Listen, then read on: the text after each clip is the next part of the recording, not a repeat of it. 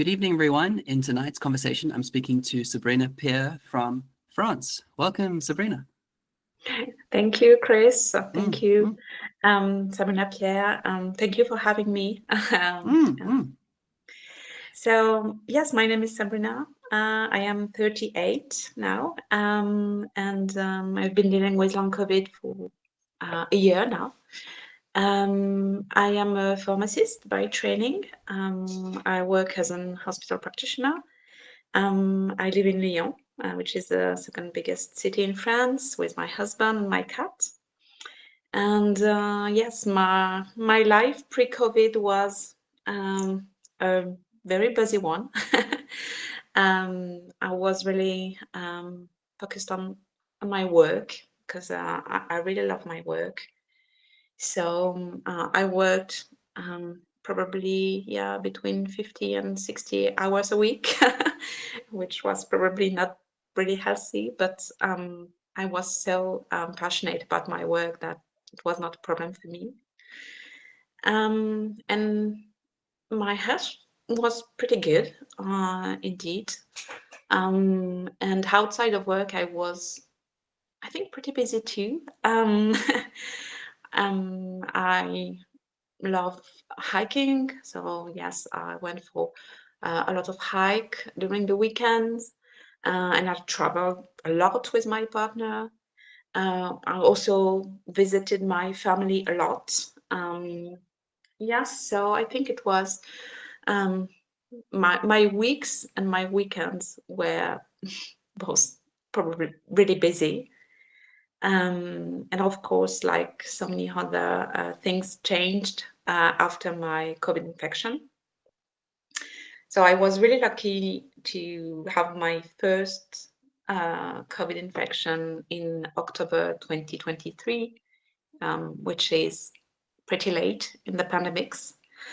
Um, and I think one of the reasons is why I was really cautious about COVID because my mom was sick, so she was considered as a vulnerable person. So yes, I really tried during the first years of the pandemic to not get infected. Um, and I think in 2023 it was, um, you know, the end of some measure. Face masking was not mandatory anymore. So yeah, and I got infected. So the first time in October 2023, and the second time 6 weeks later. So on the 7th of December 2023, just a day before my birthday.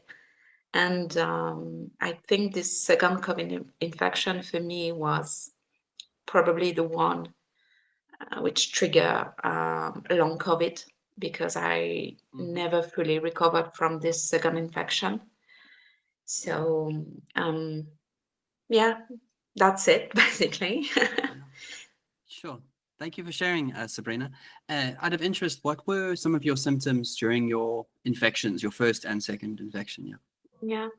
Um, I think I had what was really interesting that I have never had any respiratory symptom, never had any fever, never had a cough or sneezing or anything. So for me, it was basically my first symptom was pain in my toes and ankles, fatigue, and also digestive issues.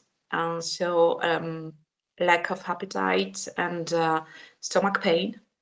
So I think it's pretty unusual.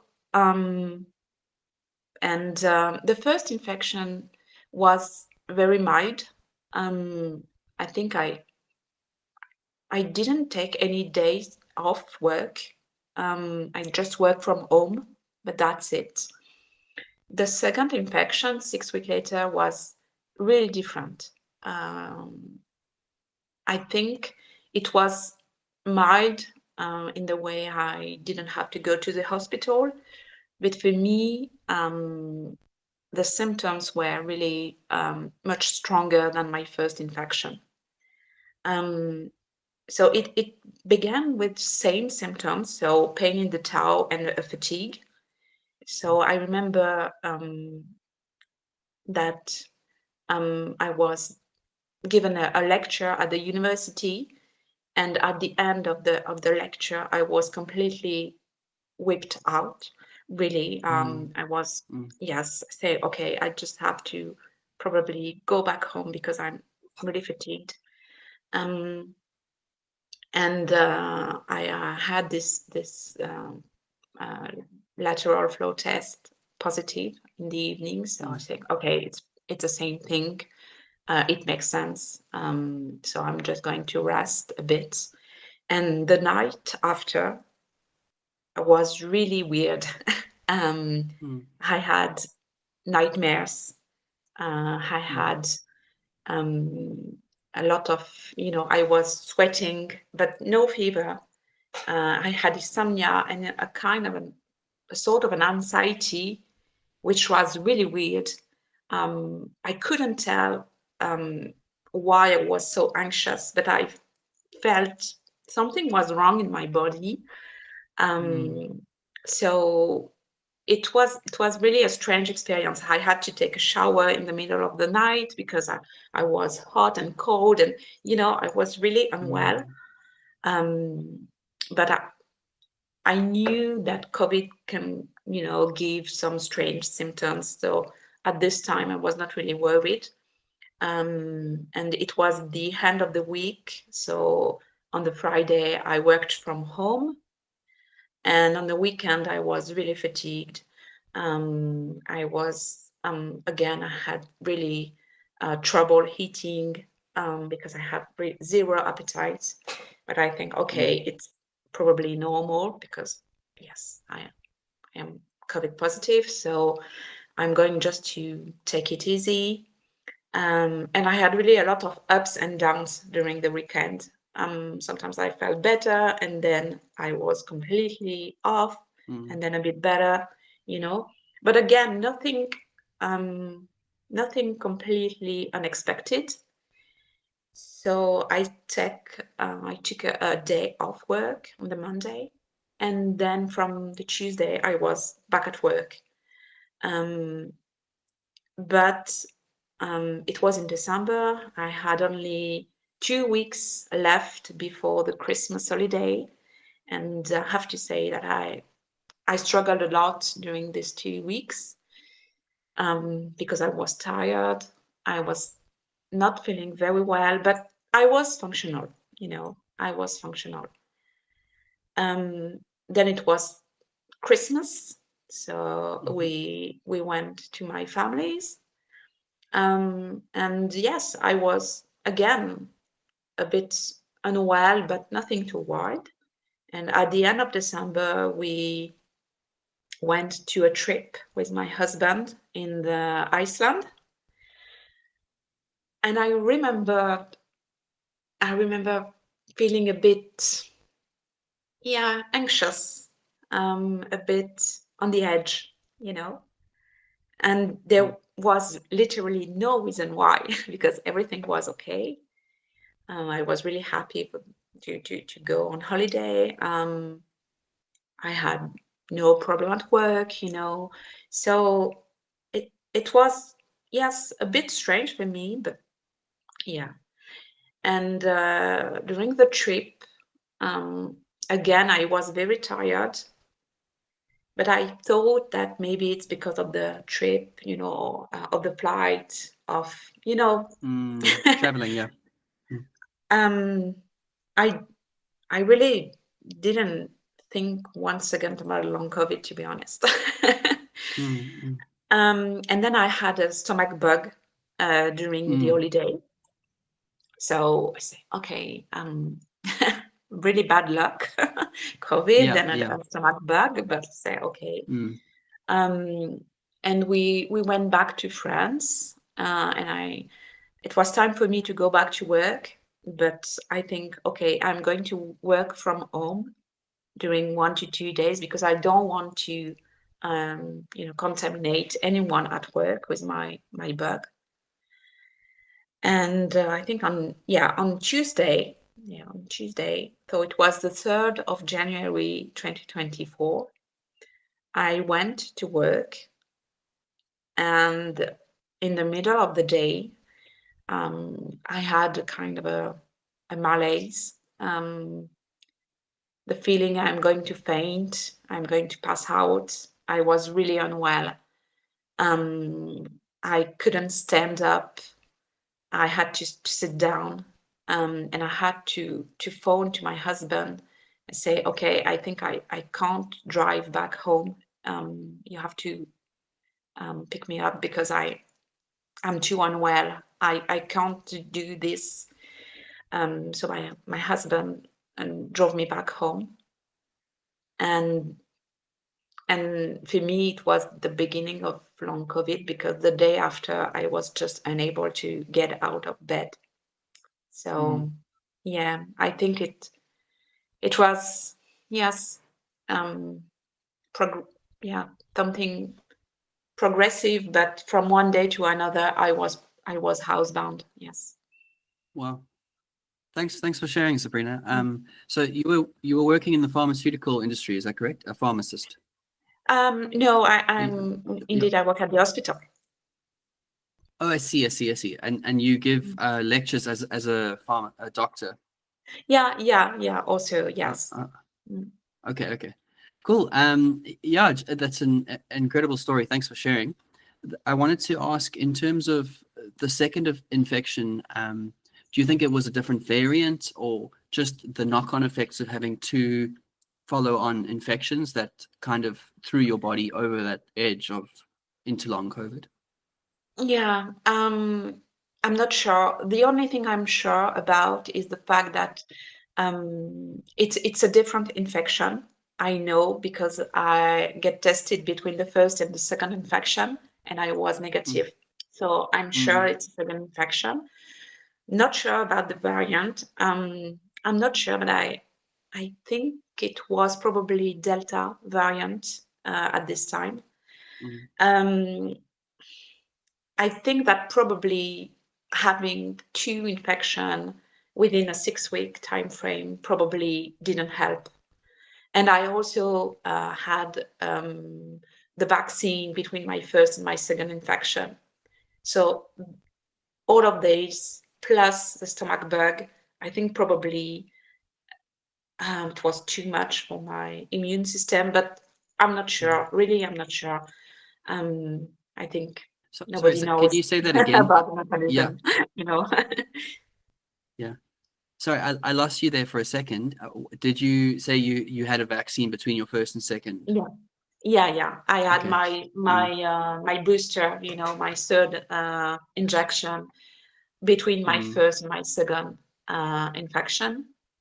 mm, So within a 6 weeks time frame, I had 3 stimulation, let's say. mm. So probably it's been probably my immune system was a bit overloaded. I don't Yeah, know. yeah. Um, but So yeah. when were your first and second vaccines? Um, my first one was really early on, because as an healthcare provider, I was able to access to the vaccine really early on Mm, during the mm, pandemic. I can't remember really, to be honest. And I'm not even sure it was my third injection, maybe my fourth between my first and my second infection. But in any mm, case, yes, I think that this second infection was really different from the first one. And probably without this second infection, things would have been different, probably for me. mm. Have you experienced any opinions that it's not long COVID and it's a vaccine injury in your case? No, no, Okay. not at Mm, all. Not at all. But I think it was, but it's another story. But it was a battle just to be recognized as a long COVID. So, just to get the diagnosis of long COVID is something challenging. mm, So, and to be honest, I'm pretty sure it's my second infection. Yeah. Yeah. Because I I've just, never recovered from the yeah. second infection, and I had zero side effect from the vaccine. So I think it's probably more related to the second Mm, infection. mm. Cool. Thanks for sharing. A reason I ask is that I've had a lot of, I guess, disbelief that long COVID is real. A lot of a lot of comments I get on the channel are usually around long COVID isn't real. It's vaccine injury, long Yeah, vax. So yeah. that's a tension I've been, I guess, looking into. I think there was a side effect for myself from the 2 Pfizer shots I had, but I've always kind of stood by the belief in my lived experiences that 4 months after my vaccines, I was still exercising and I was feeling Mm. pretty fine, besides a Yeah. bit of fatigue here and there. But after my first COVID infection, 4 months later, after my vaccines, it just knocked me completely out. And it's difficult because it's trying to help people understand that just because you took the vaccines doesn't mean it's a vaccine injury. It can be in my case, I accept that, but it's kind of acknowledging that there is a post-viral condition that we're still trying to Mm. understand, as a community online. Yeah, Yeah. and this is a really interesting topic, because my field Mm, of experience as a pharmacist at the hospital, this is the drug side effects. mm, So of mm, course, in my work, we have studied a lot, the vaccine side effects, and like you, I'm pretty sure it's not, for me at least, it's not COVID, it's not vaccine induced, it's COVID induced, and mm, it's mm, in terms of frequency, you have a higher chance to get long COVID from the infection rather than from the vaccine. We know mm, that, we have mm, data. So yeah, I am not meaning that there is no vaccine injury, but I think that for most of people, it's probably linked to mm. the infection. Yeah. Yeah, yeah. And with that in mind now, so you've been battling for I guess almost a year and a half now, if you said end of A year. 2023. Yeah, a year, Yeah, because I really started, yeah, yeah. yeah, let's say in January 2024. Yes. Wow, sure. Yeah. It's incredible to think. I've got a friend who's local in South Africa, and she's been battling long COVID for 4 years, almost 5 now.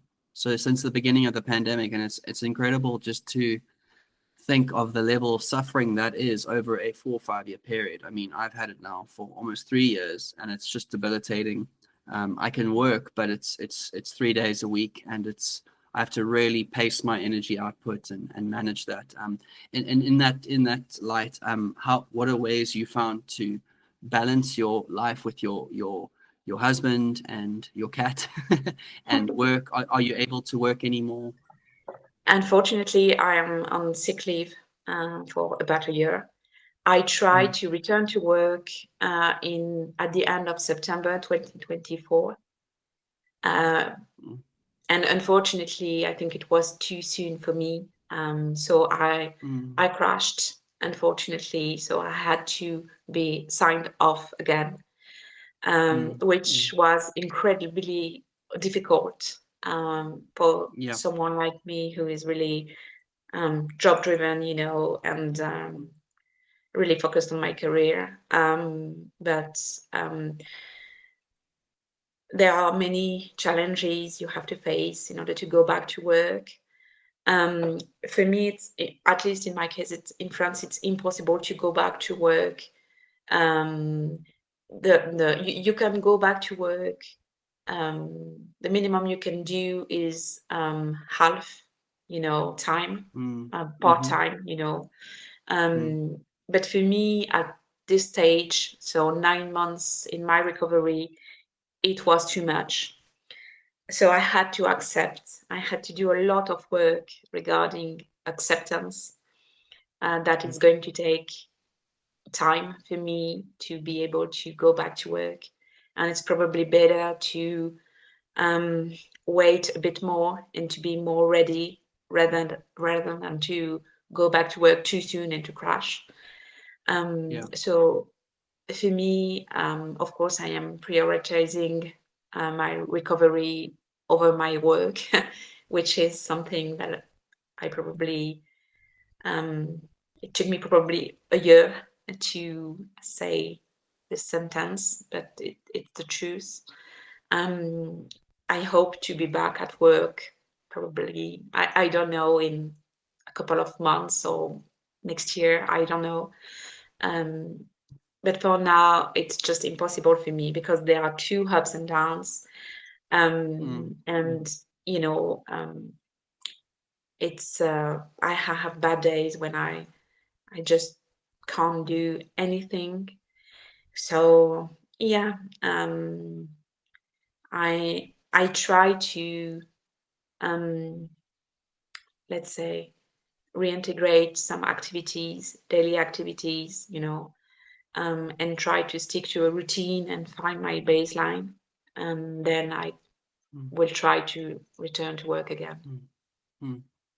With treatment or in looking to try and get better, I guess, what are some things you've tried? And I guess firstly assessing to get your long COVID diagnosis, how did you do that journey? And then from that point, what have you tried to, like, Yeah. supplements, treatments, you know? Yeah. Yeah, of course I've tried. I've tried a lot of things, but I think for me the first step was to understand what was happening in my body. Um, so I think that at the beginning we thought it was just, you know, the consequences of the stomach bug. So I had an history of orthostatic hypotension after a viral infection when I was younger, when I was 16. So I had to deal with low blood pressure almost all my life, you know. So at the beginning, I thought it was just hypertension. So the first day, you know, the day after my husband picked me up at work, I was just unable to get out of bed. So we have a device that measure, you know, your blood pressure and your heart rate. So we just checked, you know, in order to know what my blood pressure was, and my blood pressure was low. But what was really, you know, interesting is that my heart rate was rising when I stand up, you know. Uh, so I think my husband is a physician. He's an hematologist, and I am a pharmacist. So I think we do have a medical background. So we realized really soon that something was wrong with me. And it was not just, you know, dehydration or, you know, hypertension. So really early on, we knew that I had postural tachycardia, you know. So I have been admitted to That's the POTS. hospital. Yeah. Yeah, POTS. Yes, I Yeah. had Yeah. POTS. I From know the day term. one, I Yeah. had POTS. POTS, yes. So I was admitted at the hospital, and I stayed only 3 days because I think it was the first medical gaslighting of my life. I was discharged after 3 days, and doctor told me, "Okay, you're just a bit tired, you know. Just, you know, drink more, take some, yeah, maybe 2 to 3 days of rest, and then go back to work." And I was saying, no, there is something fundamentally wrong with me. I can't get out of my bed. I know my body. I know it's not only low blood pressure, you know, there is something more, because I had chest pain. I had, you know, a lot of POTS symptoms. So I knew that something was wrong. But I'd been discharged after 3 days. And the doctor told me, yes, you have to go back to work. And say, it's just impossible because I can't just, you know, stand up. So it's just impossible. Um, and I think I am very lucky because we both work at the hospital. So we have a lot of friends in the medical field. And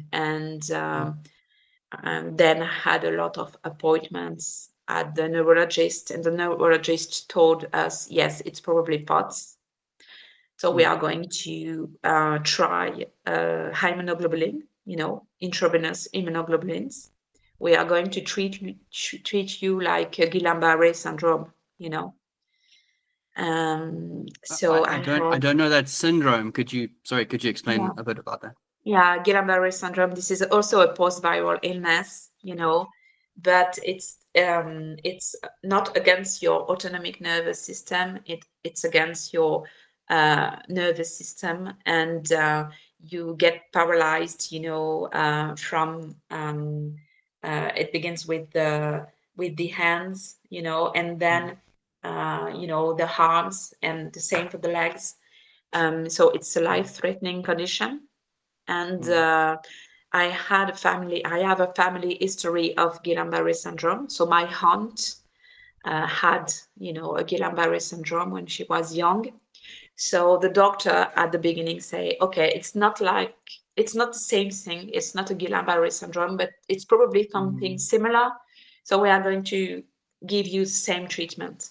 So I had a week of immunoglobulins, intravenous immunoglobulins, high dose, and it didn't help. So at the end of Oh the wow. week, I was again back to square one at home with no treatment. And I think it was the beginning for us, my husband and I. We did a lot of research, and we realized that we can't treat POTS, but we can, have some symptomatic treatment. So we tried beta blockers, and Yeah. thanks to the beta blockers, I was able to, stand up. So for me, it was really, really helpful. So I have received beta blockers. I'm still on beta blockers today. Um, and yeah, it was the first really helpful treatment for me. Wow, amazing. Yeah. Sorry, just to explain for listeners and myself, I've immunoglobulin has something to do with blood. Is that replacing blood cells, or what does that process do?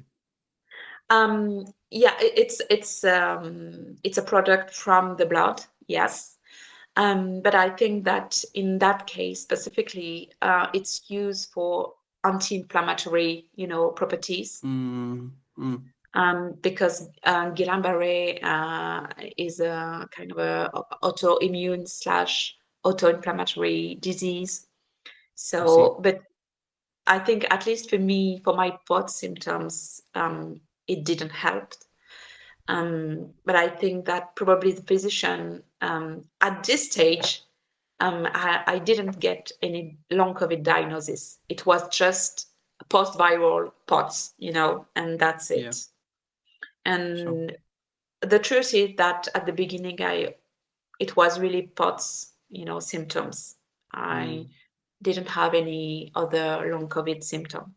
So yes, I think the neurologist said we can try and we will see. But I had no follow-up appointment. So it was a bit strange. Um, so I was again sent back at home without many treatment option or follow-up appointments. mm, But then again, my husband told, um, discussed with some colleagues, and some colleagues said, okay, you should probably go to see this person because she know a lot about, long COVID. Because I think that as time passed, we started to say, okay, um, my husband is a physician, so of course he's used to, find a diagnosis. mm, And I think it took probably us 2 to 3 weeks to start thinking about long COVID. And then probably 1 week to find a specialist in our hospital. And we had an appointment at the end of January. mm, And yes, she was the first person, the first doctor who told me um, I'm pretty sure you have long COVID. Yeah, Wow. Yeah. yeah. Is it something that you've met people in France that are struggling with it? Is it a known condition in France? Is it, are doctors recognizing it as a condition? Yeah, exactly. Mm, I think that, and for me, I had a quick diagnosis because it only took 4 weeks to get a diagnosis, which is super quick.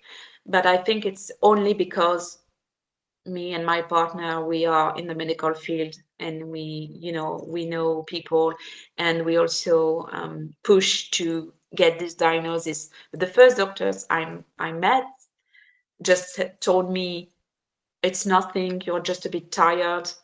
mm, And I had a follow-up appointment with a doctor who told me it's all in your head. It's psychosomatic, mm, You don't have long mm, COVID. It's psychosomatic. mm. So of course, I think a lot of patients in France struggle to get this long COVID diagnosis because there is no network of specialists. There is no um, and also a lot of GPs don't know Mm. about long COVID. So it's I think I am really lucky to um, be in a position to meet this long COVID specialist really early on my journey. But I think it's not the case for most of people in most of patients Yeah, in France. yeah, sure. Yeah. Have you heard of the drug sulodexide at all? Um, no, but maybe it's another Mm. name. And Mm. can you It's a spell or? Sulodexide, sulodexide. Yeah. Yeah. Apparently, it's got a off-shelf or off-label function where it helps with endothelial repair. So Okay. the concept that there's endothelial damage and that's causing the like severe Yeah. fatigue and post-exertional malaise. But something I'm trying to get hold of. It's available in Italy apparently. So Okay. that's a medication I'm looking to try and procure somehow. But I Okay. thought you may have heard of it, yeah, in this field. No. Um, but yeah, I wanted to touch on that point. I think it's very frustrating. I think for myself, I get more of the gaslighting in the sense of long COVID isn't real. It's a vaccine injury, which Oh, people okay. can believe. And in my case, that could be a factor. But it's also like you said yourself, you struggle to be believed sometimes. And Mm. I Yeah. have friends who are have vaccine injuries and that are also struggling to feel believed by Yeah. doctors and the professionals in that industry. Yeah, so it's a difficult space. Yeah. Yeah, yeah, sure. Mm. Are there any things besides your beta blockers that you are trying, like supplement wise, or um, Yeah, of course. Because in fact, I think that at the beginning, my symptoms were really cardiac symptoms, so really POTS symptoms. And as the time passed, new symptoms occurred.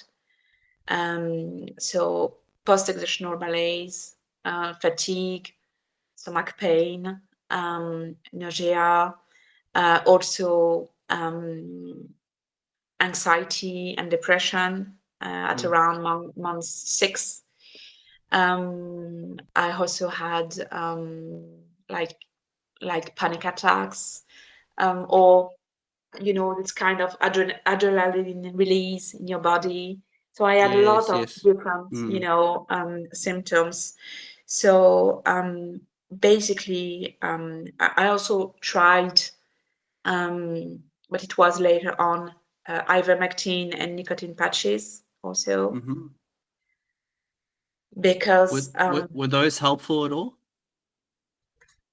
not really for me, to be honest, Mm, not mm, really. Um, I think I also tried supplementation like magnesium, vitamin D, um, but mm, again, not really helpful. I think that the thing that really helped me for me was, of course, beta blockers, um, hydrocortisone also. So I am on a low dose hydrocortisone, and it really Mm-hmm. helps me with low blood pressure because I had really Okay. low blood pressure, especially in the morning. So, and it was really difficult for me to just get out of the bed, not only because of the Mm. fatigue, but also because of, yes, sometimes my blood pressure was really, really low, like 6/4, so really, really low. Um, and I also had supplements. Now I am on a bunch of supplements to support mitochondrial function, Mm-hmm. and it helped me a lot with. I had this. I don't know for you, but I had this hangover slash being poisoned feeling when I Okay. woke up in the morning, and it really helps Wow. me. So now I took CoQ10. I took Yeah. alpha ketoglutarate. I take also um, carnitine and lipoic acid. So all the Mm-hmm. supplements are supposed to, support your mitochondrial function. So for Mm-hmm. me, it really helps with my mornings. So I'm still on this supplementation. I also used antioxidant medication, Mm-hmm. and now I am only on antidepressant. Mm-hmm. Um, Again, it's not because long COVID is a psychological disease, but Mm. because, of course, at some point it's really difficult, to battle this illness. So a lot Yeah. of Yeah. people, need to take antidepressants. So for me, I think it was Mm. helpful. Mm. And I also take, at the beginning, I take also melatonin to support my sleep, Melatonin. Yeah. Yeah. because I had horrible insomnia. I was tired, but I Mm. couldn't get it to feel asleep, so it was fall Mm. asleep, so it was just a nightmare. Mm. Um, I took also drugs for my stomach, Yeah. but again, now it's over. I don't use them anymore, but it was helpful in the first year. Mm. So yeah, I think that's it. And also, yes, um, I also take supplements for my gut. Yes. Yes. Yeah. Yeah, yeah. So I'm Amazing. still, uh, Yeah. I'm still on it, and I think Mm. that's it. Um, Mm. I also tried, other things like, vagal stimulation, with a device. Yes. The vagus nerve. Yeah. Yeah, Did you find that helpful at all? not for me, not for me. Okay. I Well. tried, Yeah. I am probably doing 2 to 4 months, I guess, in and Mm. out. Mm. Um, Mm. but it's really difficult to know if something helps you or if it's just the effect of time, sometimes. Yeah. I get you 100%. Yeah. Yeah. So maybe it helped a bit. I don't know, but at least it doesn't hurt, which Yeah. is good. Yeah. That's true. I also tried graded exercise. I don't like to Mm-hmm. say this because it was not really graded exercise, but I try to go back to exercise. Um, but I was really cautious because I knew about post-exertional malaise. So I Yeah. think it helps me a bit, and I still try Mm. to increase a bit my activity, um, mainly walking. Mm. Um, Mm. so yeah, I think maybe I hope I don't forget anything, but yes, probably Yeah. No, that's it. that's good. That's perfect. Thanks for sharing, Sabrina.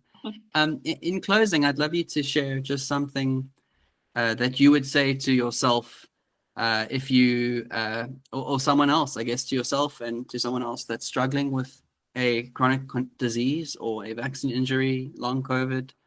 What would you tell that person or say to yourself to encourage them while you're in this difficult journey? Yeah. I think I would say that it's really important to have self-compassion. Self-compassion.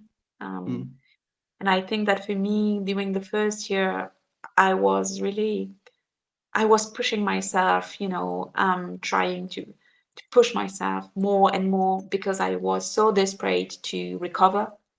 And I realized after my crash in September that it's probably not a good way to, um, it's not a good approach, when you have Yeah. such a life-changing and debilitating condition, it's really important to have self-compassion because sometimes just going through the day is difficult. So just to take that pressure off your shoulders and just, yes, give yourself the permission to feel the feelings, to be sad when you're sad, to feel angry when you're angry, because you Mhm. have to feel those emotions. It's part of the process. I think it's part of the healing process.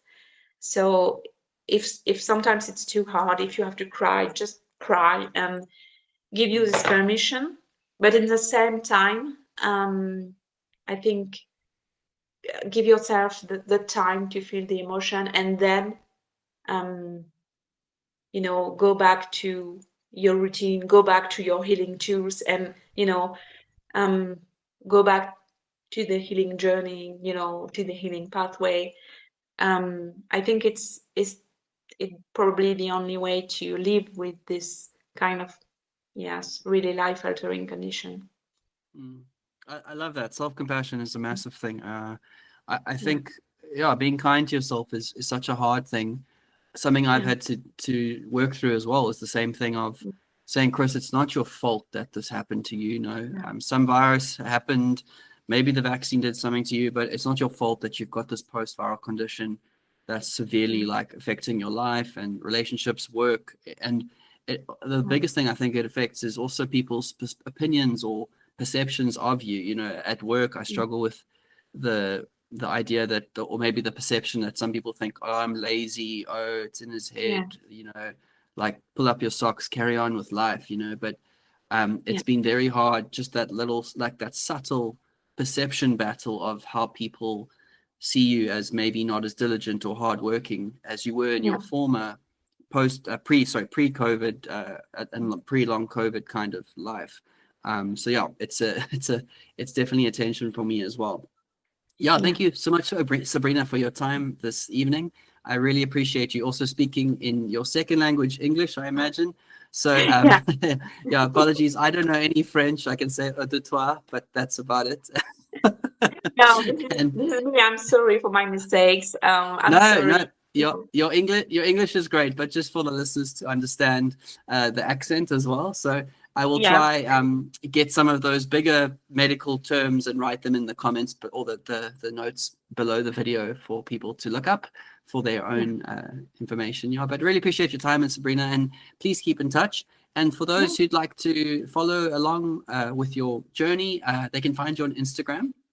yeah. I have Mm. an Instagram account. I think it's private. But I Oh, will be. I see. Okay. Yeah, but I But think if you no, have, yeah, I'm yeah, happy to accept invitation. yeah. With Okay, pleasure. Just to okay, say, it's probably not yeah, public. Yes. yeah. It's Sab's long COVID, correct? Yeah. Without, Okay, yeah, just one S. Yes. one S. Okay, Sab long Yeah. COVID. Okay, perfect. Yes. Thank you, Sabrina. Have a great evening. Yeah. Thank you, Chris. Thank you. Take care. Bye.